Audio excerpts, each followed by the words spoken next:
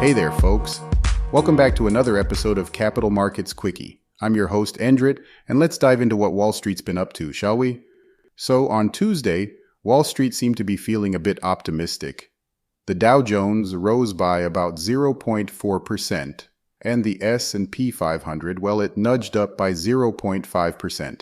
The tech lovers out there will be pleased to hear that the Nasdaq Composite also joined the party, inching up around 0.6%.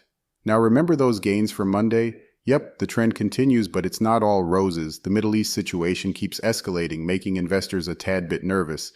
And speaking of numbers, Treasury yields, they've been on the decline. The 10-year, for instance, dropped by a cool 16 basis points.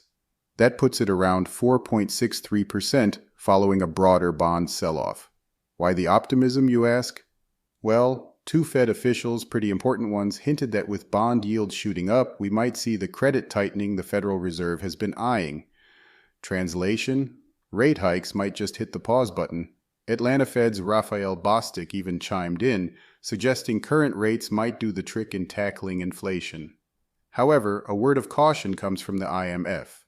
They're hinting that central banks aren't quite done wrestling with persistent inflation.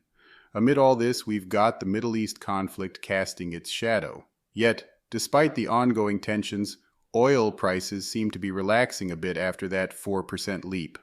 Both crude and Brent crude futures dipped almost 1%. Lastly, for the stock enthusiasts, here's a fun tidbit. PepsiCo's stock rose nearly 2%. Seems like their soda and snacks are not just hitting the spot for consumers, but also on their profit numbers. And there you have it. Another eventful day on Wall Street. Until next time, keep an eye on those numbers and stay tuned for more market insights. Catch you later.